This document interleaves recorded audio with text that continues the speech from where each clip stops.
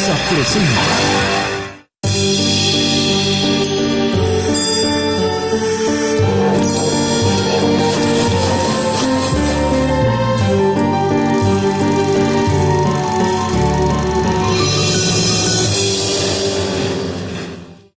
De por sí le dicen Popocatépetl, por eso omea y omea y omea. Me decía mi abuelita cuando estaba yo chiquita, omió 7 años. Los más abuelitos que lo vieron, que cuando humeaba el volcán y bramaba como toro. Y se sacudía como caballo.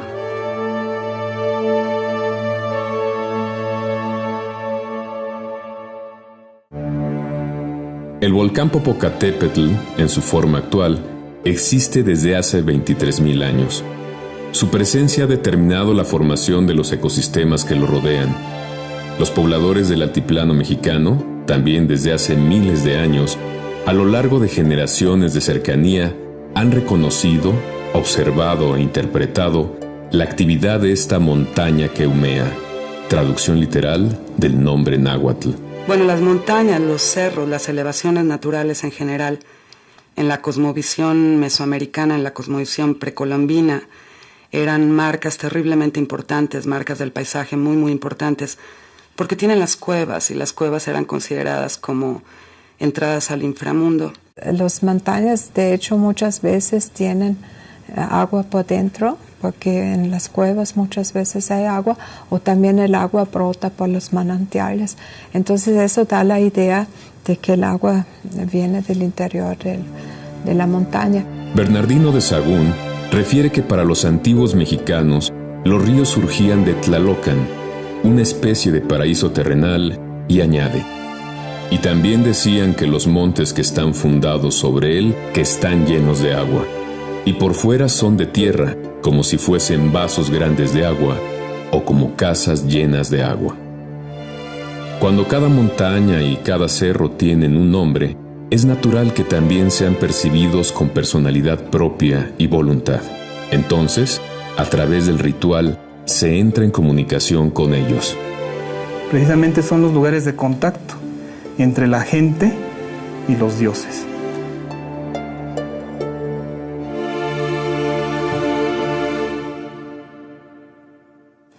Arqueólogos en el México contemporáneo han señalado que las pirámides representan pequeños cerros de esta geografía del centro de México.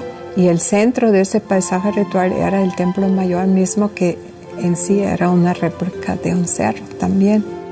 En el caso en particular de la pirámide de Cholula, su forma yo creo que no es casual, que emula al Popocatépetl. Son estas creencias en los cerros y el agua que está dentro de los cerros, los rayos, las tormentas y la íntima relación con los ciclos agrícolas, lo que podemos estudiar en el día de hoy en muchos ritos, en comunidades nahuas y de otros grupos étnicos de México. Los llamados tiemperos, o trabajadores del tiempo, a través de los sueños encuentran una interpretación de la actividad de Gregorio Chino Popocatépetl, Don Goyo. Los especialistas en el manejo mágico del clima tienen estas revelaciones, sea directamente con el volcán, sea con espíritus celestiales, como ellos los llaman, en el sentido de que no se preocupen, de que no abandonen sus pueblos, que nada grave va a suceder. Luego dice, a tantos kilómetros no deben de subir, a tantos kilómetros, por favor, que no suba ninguno. ¿Cómo sabe? Si yo, ¿por qué voy y vengo, subo y bajo? Y no me pasa nada, estoy contento. Y como me dice Don Goyo, como me dice, mientras tú no corras, nunca te eches a correr, no te va a pasar nada. Ahorita ya no hemos tenido alguna revelación, más antes sí, así. Todavía no se oían nada del volcán, nada de rumores, pero ya los avisos ya estaban. No tardó como 2 años cuando empezó. ¿Qué cosa nos va a pasar? Esperamos la gracia de Dios, la voluntad de Dios. Nosotros nunca nos atemorizamos. Siempre hemos andado ahí hasta el pie del volcán y nunca íbamos con temor ni más nada.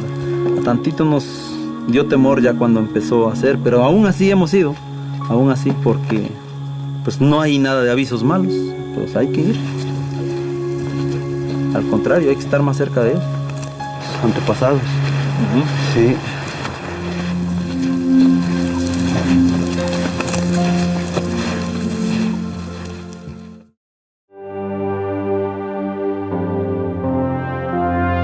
El Popocatépetl ha creado un ecosistema rico en recursos para las poblaciones que se han establecido en su entorno.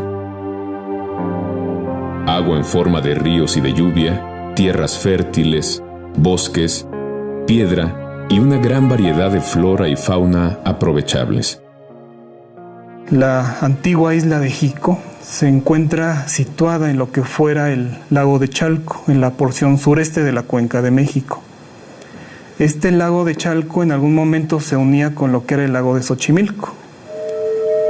Sí, la isla de Jico está formada por dos volcanes, uno es llamado La Joya y otro La Mesa. Estaba rodeada completamente por agua, era un paraíso. El mito en la región de Chalco-Amecameca nos lleva a un lugar de brujos, de magos, de hechiceros, desde el México antiguo en el preclásico hasta el México contemporáneo. Arqueólogos de Lina han descubierto varios enterramientos cuya estructura e instalación de las ofrendas señalan hacia el volcán. En ellos, los cuerpos fueron colocados en posición sedente, como mirando eternamente la enorme montaña. Estos enterramientos los podríamos ubicar entre el año 200 antes de nuestra era al año 300 de nuestra era. Tendemos a creer que el mismo cuerpo o los mismos enterramientos forman parte de una ofrenda general. El sacrificio humano era el acto principal donde la vida, por su gran valor que revestía, era el mejor regalo, la mayor ofrenda que se podía hacer a los dioses. Estos enterramientos fueron muy peculiares. Encontramos que algunos de ellos no tenían cráneo, indicador de decapitación. Para algunos estudiosos, esta práctica puede entenderse como parte de un rito propiciatorio de fertilidad. Las cabezas de los sacrificados bien pudieron haber sido llevadas a un sitio de culto en el mismo volcán como ofrenda, a manera de semillas, para una siembra de vida humana. Ahora, en este tipo de muerte o de sacrificio, el uso de alucinógenos es muy importante. Estando narcotizado, tendría una muerte lenta, sin dolor. En el estado de Puebla, los arqueólogos de la Universidad de las Américas están investigando los estragos causados por dos erupciones devastadoras presenciadas por los antiguos pobladores del Altiplano Central. Estas fértiles tierras al pie del volcán fueron ocupadas por primera vez alrededor del 700 antes de nuestra era. El asentamiento fue abandonado, probablemente debido al temor que infundió una creciente actividad del volcán. El material volcánico se depositó sobre las viviendas. El cacahuatillo y la lava se acumularon con una altura de entre 30 y 100 metros. El área fue recolonizada unas generaciones más tarde. Los arqueólogos encontraron evidencias de que en esas aldeas ya se realizaban rituales asociados con la actividad eruptiva del Popocatépetl.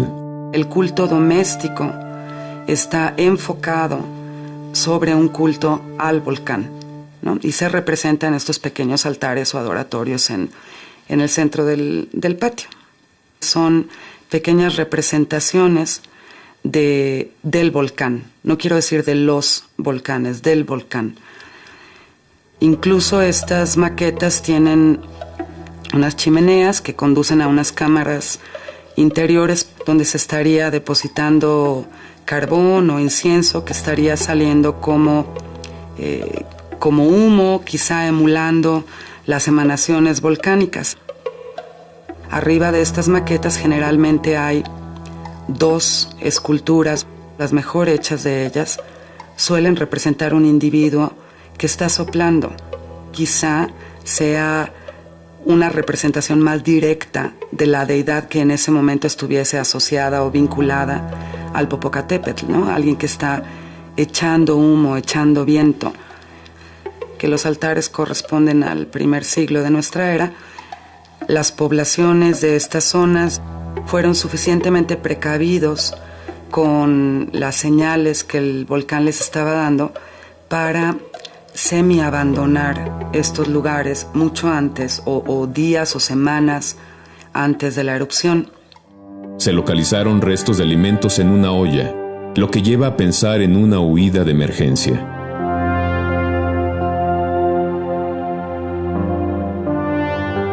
Arqueológicamente es interesante que la zona en la que estamos trabajando coincide de manera bastante buena con la zona actualmente detectada como o delimitada como zona de mayor peligro.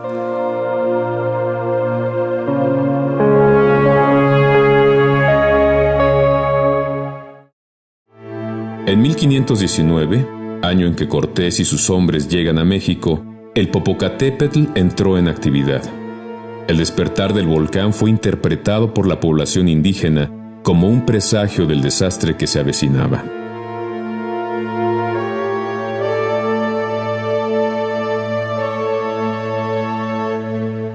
Cortés quedó maravillado ante el Iztaccíhuatl y el Popocatépetl y escribió al rey de España dando cuenta del gran humo que salía del segundo. Lleno de curiosidad, mandó una expedición para que averiguara de dónde y cómo salía aquella columna humeante. Con la conquista militar de los pueblos indios, llegó también la conquista espiritual. No es casual que pronto se empezaran a construir decenas de conventos en los alrededores del volcán. La intensa vida ritual relacionada con la montaña fue motivo de atención para los portadores de la nueva religión. Los primeros evangelizadores en llegar fueron los franciscanos. Al frente de los famosos 12 frailes venía Fray Martín de Valencia, religioso con una inquebrantable vocación apostólica y entregado a la autodisciplina y los rigores de la mortificación.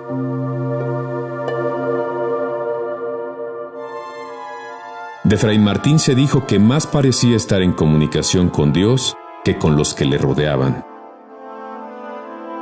Hubo convencidos testimonios de que fue hallado en oración y levitando, como aconteció en el convento de Tlalmanalco, construido en las faldas de los volcanes, lugar en el que pasó sus últimos años.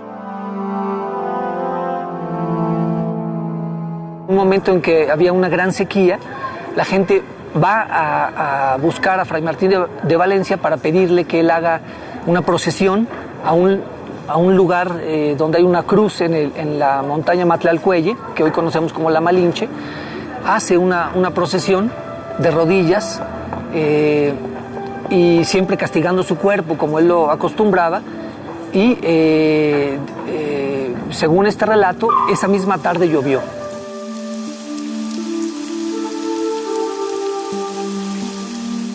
De manera que quedó comprobada, digamos, a los ojos de los indígenas la eficacia de este ritual, que era muy semejante al ritual que se realizaba en el periodo prehispánico.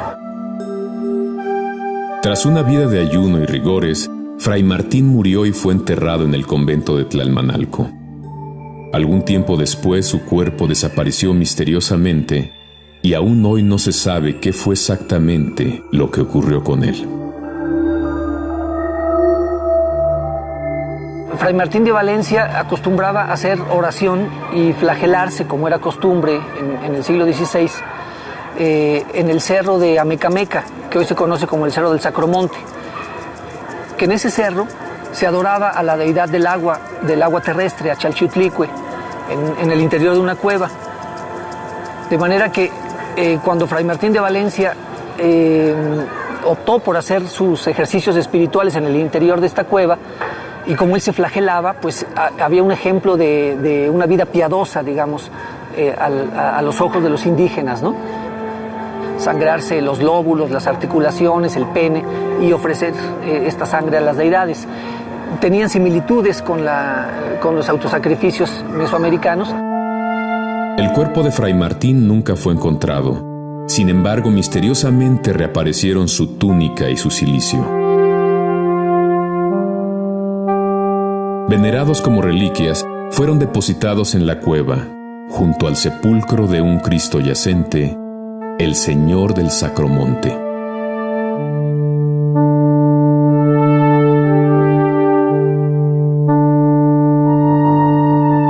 Allí se levantó un altar para decir misa.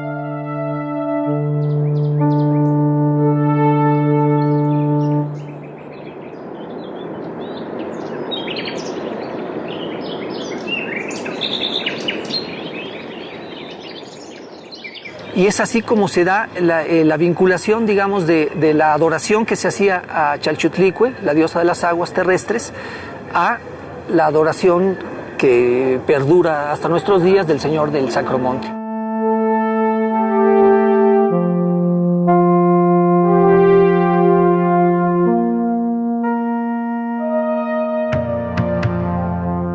La asociación del Señor del Sacromonte con las reliquias de Fray Martín de Valencia ha suscitado, con el paso de las generaciones, que esta imagen presida, por medio de sus mayordomos en Chalicintla, las ceremonias propiciatorias de las lluvias que se celebran anualmente en el Popocatépetl.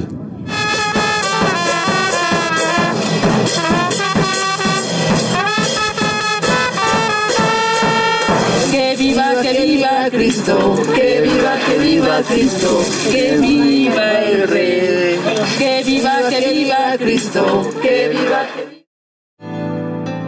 En México, país secularmente agrícola, los campesinos dependen del temporal para vivir y seguir produciendo. Las buenas lluvias, las que alimentan la siembra y no la ponen en peligro, son una bendición para los hombres y los campos. Los ritos de petición de lluvia ya se hacían por lo menos desde el primer milenio después de Cristo. Existían en el México prehispánico, en Mesoamérica, especialistas en el manejo mágico del clima. Es decir, personas que realizaban ceremonias en las cimas de los cerros para propiciar la lluvia. Y muchos de estos cultos se vuelven clandestinos porque eran perseguidos por la nueva sociedad dominante española y los sacerdotes católicos. Pese a la prohibición y los castigos de la autoridad eclesiástica colonial, los ritos propiciatorios de lluvia no se extinguieron. Actualmente, ya fusionados con elementos católicos, los encontramos vivos en los estados de México, Tlaxcala, Puebla y Morelos, en las comunidades próximas al Popocatépetl. Sus oficiantes son conocidos con diversos nombres, graniceros y tiemperos, entre otros. Los graniceros son especialistas rituales que manipulan el tiempo para beneficio de las comunidades. A mí me gusta más el término tiemperos. Algunos de ellos no les gusta llamarse graniceros porque consideran que los graniceros son personas que se dedican a traer el granizo para perjudicar a algunas personas, ¿no? En la zona de los volcanes se les conoce como quiatlasques, en náhuatl, quiatlasque, el que sube al cerro y pide la lluvia. Eran elegidos por Dios por medio de la vía del rayo. El secreto radicaba en que fueron tocados por un rayo y murieron. Y al paso del tiempo resucitan 2 días. Esa es una marca. Fuiste elegido. Entonces, cuando un tiempero recibe una señal del cielo, está recibiendo, digamos, una llamada de atención sobre su persona para que dedique el resto de su vida a trabajar en la regulación del clima, a trabajar en el control de las lluvias, de los vientos. A partir de esta señal que se recibe del cielo, comienzan a desarrollarse revelaciones en los sueños. Claro que no son sueños comunes y corrientes, digamos, son sueños que implican un estado emocional muy fuerte. La magia tiene el propósito de controlar el azar. Mientras existan poblaciones cuyos alimentos dependen del temporal, y el temporal siempre será azaroso, ¿no? Entonces es ahí donde se va gestando, digamos, este intento de carácter mágico por regular el clima. Por eso esperamos, Padre Eterno, tus grandes bendiciones desde el alto cielo en todo este temporal, Señor, y por todo el universo entero. Los tiemperos hacen su trabajo para beneficiar no solamente sus propias tierras y las de sus conocidos, sino ni siquiera las tierras de sus pueblos, sino en general se pide la lluvia para todo el universo. Don Lucio Campos es un granicero de Nepopualco, Morelos. Fue marcado por un rayo. Él hace su ofrenda en una cueva sagrada en el volcán Iztaccíhuatl. Él estaba en el campo con el ganado cuando vio una burbuja luminosa, un tronido, y vio una burbuja luminosa, y después perdió el conocimiento. Don Lucio estuvo cerca de 3 años inconsciente, y durante este tiempo él tuvo oportunidad, digamos, de que los espíritus le mostraran el manejo de los vientos, de las nubes, de los rayos. Muchas veces también tienen poderes curativos. Son muchos graniceros o tiemperos, también son curanderos. También existen tiemperos que no fueron marcados por un rayo. Fue otra la señal que recibieron del cielo. Por ejemplo, es el caso de don Antonio Analco de Xalitzintla. Yo no sabía yo que mi esposo pues que conocía el tiempo, y ni mi mamá nunca me platicó de su papá, nunca me dijo pues que su papá era tiempero. Hubo un tiempo que ya no llovía, nada, ya estábamos junio y no llovía. Y no había nada de nubes, nada. No caía el agua y la siembra ya se echaba a perder y nada. Don Antonio realizaba sus tareas cotidianas en el monte. Al llegar a un lugar sagrado, vio que no era bueno que una cruz del altar estuviera derribada y se apresuró a levantarla. Cuando él estaba apuntalando una cruz en el campo, oyó que el cielo tronó. Dio un tronidazo fuerte, mero como a las 12 del día. Y todo estaba despejado. Era inexplicable que el cielo tronara porque no había nubes, en un cielo limpio a mediados de junio. No había ni una nubecita que truena con ganas. Y esto fue una señal indudable para él de que estaban avisándole del cielo que debía cumplir con un destino, ¿no? Es decir, debía comenzar a trabajar en lo que había trabajado ya su padre, que era el tiempero. María, Madre de Dios, ruega por ahí por nosotros los pecadores, ahora y en la hora de nuestra muerte. Amén. Creo en Dios Padre Todopoderoso, Creador del cielo y de la tierra. Creo en Jesucristo, su único Hijo, Señor nuestro, que fue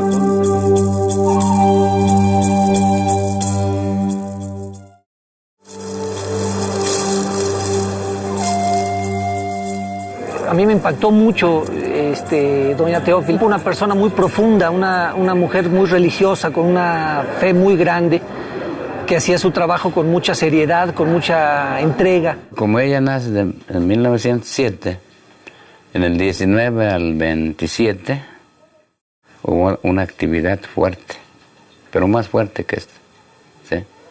Una actividad que eran unas fumarolas, fumarolísimas. Ella decía que a veces platicaba con él y que según ella dijo que si hiciera una erupción de grandes dimensiones, ella nunca saldría, ¿no? No me interesa que me tape el volcán, porque de todos modos yo soy su esclava. En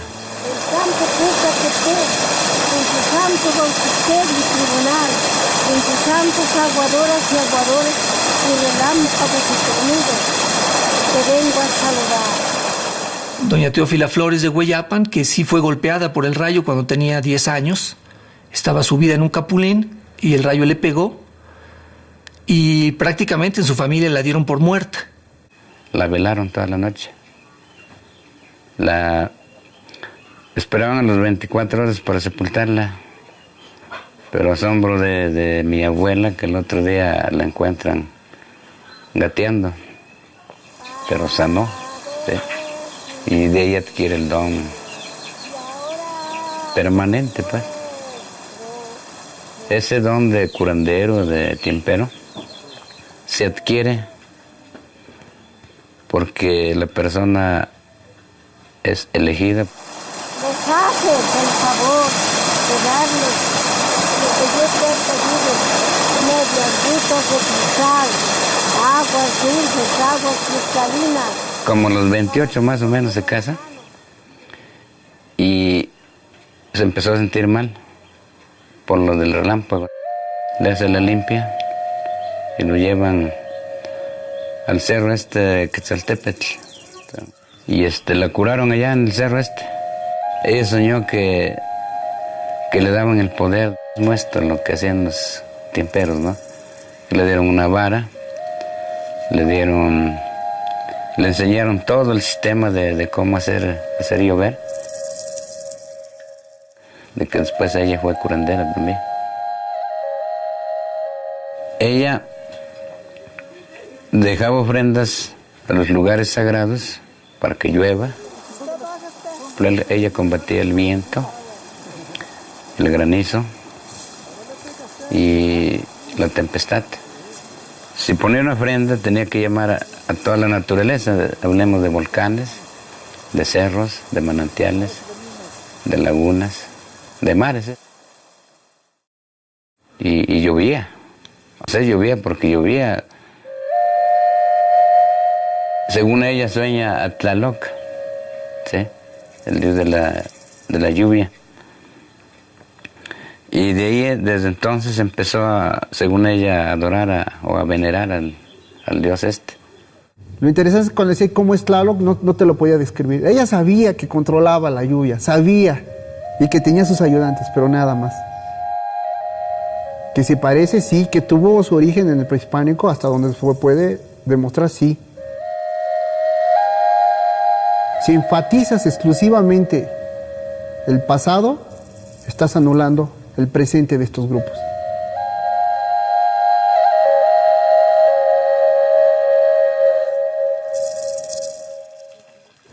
En una ocasión la fui a visitar. Me dijo que ella esperaba la visita de alguien porque había estado oyendo cantar un pájaro. Yo me quedé con esta idea. Y una vez estando en la sala de mi casa, estaba leyendo y oí que un pájaro empezó a golpear el vidrio de la ventana. Vámonos entonces, ahora sí ya. Entonces decidí ir al día siguiente a visitarla a Hueyapan. Y cuando llegué le conté que lo que había sucedido, ¿no? Que este pájaro había estado tocando he estado buscando gente que me acompañe a un cerro. Dice, porque seguramente ahí está mal colocada una cruz. Acompáñeme a ese cerro para apuntalar bien esa cruz y que vengan las lluvias, ¿no? Yo por fortuna llevaba una cámara de video y entonces en lo que pude, en el momento que tuve oportunidad pude filmarla. Y cuando ella terminó de afianzar bien la cruz me dijo, ahora sí vámonos porque va a comenzar a llover. Es duro de trabajar. Cuando comenzó a caer una llovizna ligerita que yo, bueno, tuve el cuidado de enfocar la cámara a una piedra donde caía esta lluvia ligerita, este chipi chipi, porque dije, bueno, esto no me lo van a creer en mi casa, ¿no? Le pedimos a ella, aún así ya muerta, ya que no está con nosotros, pero en sí su esencia podría decir que está con nosotros, que se siente, pues, que ronda acá, y a través de este altar se demuestra o se siente que doña Teófila vive todavía.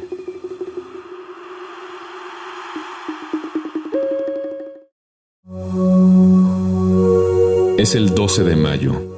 Los llamados misioneros del temporal se dirigen a la cueva del Divino Rostro a ofrendar al Popocatépetl. Han recibido señales de que el viaje puede ser riesgoso.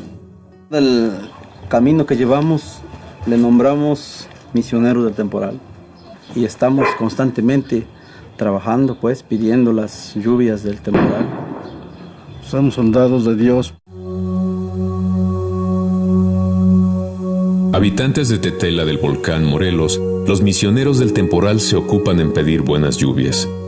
Son también trabajadores del tiempo, pero en vez de haber sido marcados por un relámpago físico, recibieron un rayo espiritual a través de sueños. Estos misioneros combinan la tradición de los marcados con una visión espiritualista.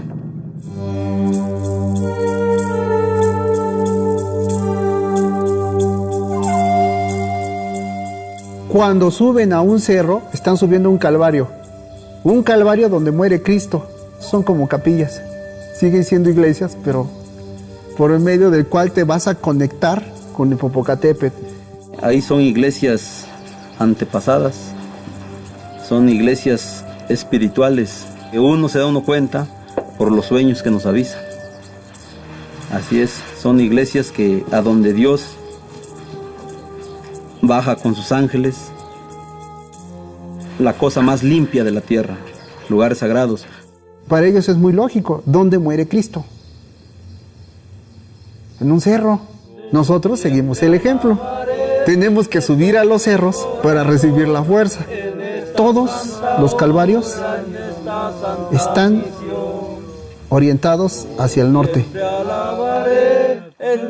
Para que nos hagas compañía y tengamos un banquete espiritual en este glorioso día, para honra y gloria de tu santísimo nombre, grande Señor. Los trabajos se realizan en 28 calvarios. Vamos caminando, formando toditos, siguiendo a la madre. Ahí lo que es empezando, por ejemplo, el 3 de mayo en adelante, ya trabajamos casi cada 8 días. Siguiendo a la madre de los angelitos. Los sueños es la guía donde nosotros seguimos para guiarnos. Pero no nada más es soñar, sino que hay que interpretar el sueño. Y lo vas a interpretar discutiendo con todos los compañeros del grupo. Y así nos ponemos de acuerdo cómo está el tiempo y toda la cosa. Cuando hay algún peligro así, de veras peligro, ahí están los avisos antes de amanecer. Pero nos avisaron que estaba peligroso, pero todos quién como Dios. No hay problema, nomás no se nos vayan a poner nerviosos porque el volcán es todavía de lo máximo que tenemos en esta tierra. Ahí es como llega la máxima fuerza y es como se van a repartir todas las lluvias por todo el universo entero. El Popocatépetl es la máxima iglesia de todas. De todas, el Popocatépetl, el rostro divino. Porque de acuerdo a su manera de ver y percibir la realidad, ahí está plasmado el rostro de Cristo. Es el espacio elegido por Cristo para estar en la tierra. Yo lo vi en sueño ya nuestro Señor Jesucristo. De ahí salía cuando empezó a echar las fumarolas. De ahí salía con su cruz, crucificado, y nuestra Madre Santísima a los pies.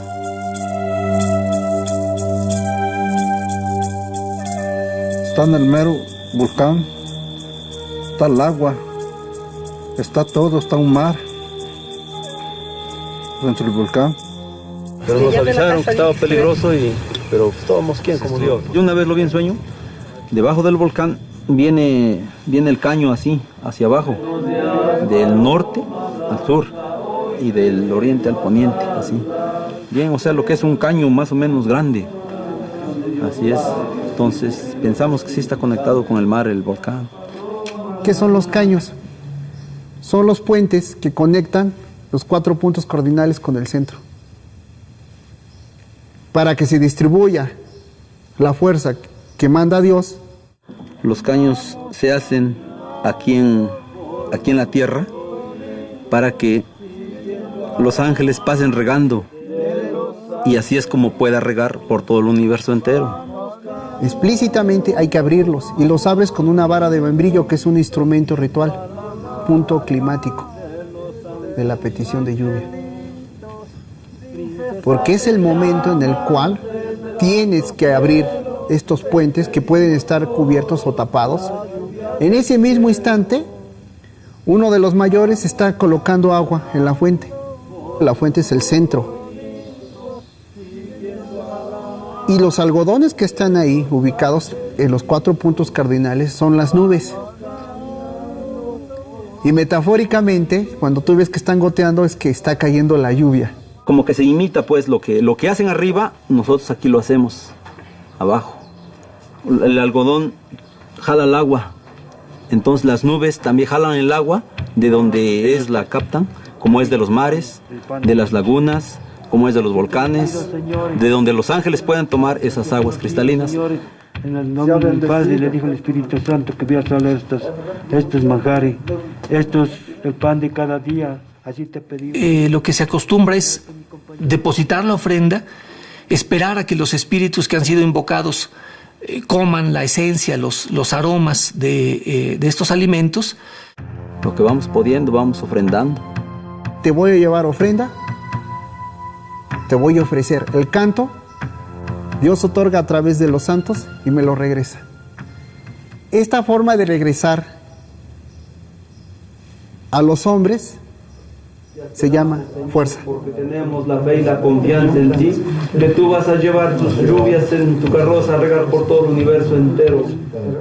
No, ¿qué vamos a hacer para nosotros? No, esto lo pedimos para toda la humanidad. Para todo el universo entero. Para todos los hermanos de la tierra.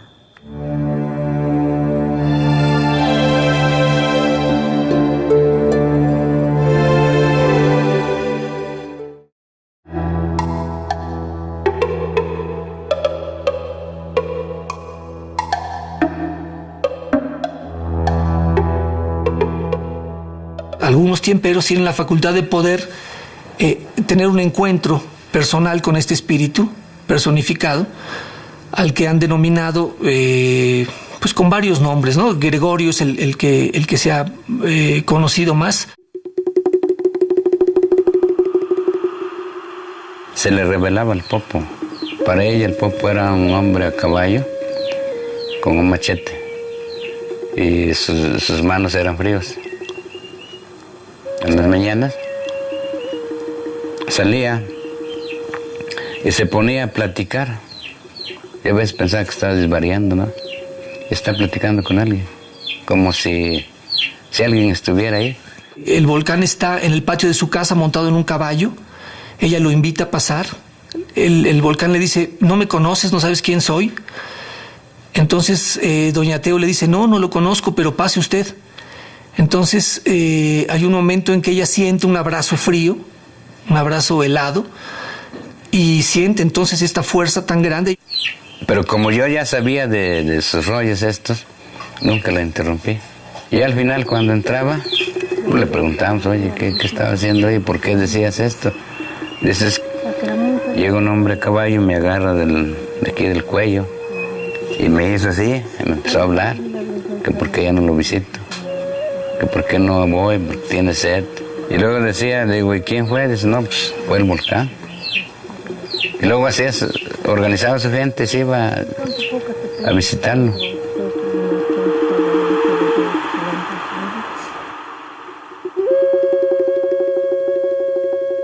En noviembre del 97, que por cierto fue un año en el que el volcán tuvo mucha actividad, entonces subió el tiempero de Xalitzintla con algunas personas de su comunidad. Subimos a entregar la ofrenda y él la estaba ofrendando el mole, la fruta, las cosas que se llevaban. Cuando él le vimos salió medio por las nieves y ahí venía bajando y nos alcanzó donde estábamos todos. Él allí llegó, pero nadie le saludó. Nadie, nomás llegó, les clavó la vista a todos. Un hombre de unos 55, 60 años de edad, como un indigente, alguien así un poco con la mirada extraviada, una sonrisa, y venía caminando en la nieve. Yo había escuchado ya años antes muchos relatos en el sentido de que el volcán aparecía en las calles del pueblo. La descripción que me hacían del volcán coincidía mucho con la vestimenta y el aspecto de esta persona. Todo lo comimos, él ahí comió con nosotros. Cuando llegamos a la casa de don Antonio, yo me metí a la cocina a cenar con su suegra, con doña Selma y con los niños, y le conté lo que habíamos visto, porque ella no nos acompañó en esta ocasión. Entonces me dice, a mí se me hace que ese era don Goyito, se me hace que ese era Gregorio. Entonces los niños que oyeron esto dicen, sí era él, porque venía caminando adelante de nosotros y sus pisadas no dejaban huella, sus pies no dejaban huella. Entonces está ya difundida, digamos, en Xalitzintla la idea de que efectivamente él no pisaba, ¿no? Que iba flotando por encima del suelo. Y además hubo la fortuna de que una alumna de antropología, Lorena, tomó una fotografía del volcán de este hombre que es el que ahora está reconocido como el volcán. La materialización del espíritu del volcán, su presencia física ante los ojos de los campesinos, les confirma que es un ser sagrado, aunque con necesidades y comportamientos humanos. Pero el contacto definitivo del espíritu del Popocatépetl con los hombres, desde siempre, ha sido a través de sueños. Primero son las revelaciones, sueños. Para ella dormir era buscar una verdad. Cuando ella se proponía, lo buscaba y la encontraba, pero así en sueño. Santo Espíritu de Dios, que tú trabajas en el divino rostro del Popocatépetl. El que da los cargos aquí en este camino, en esta misión, es el de arriba. O sea, eso vemos en los sueños. Nosotros lo vemos por los sueños, qué es lo que vamos a desempeñar, y así nos empezamos a guiar solitos. Así es. Un sueño no es imaginación, un sueño es un aviso de Dios. Un sueño es una forma de establecer contacto con el reino de Dios. El sueño es algo que Dios dio para ponerse en contacto con los hombres.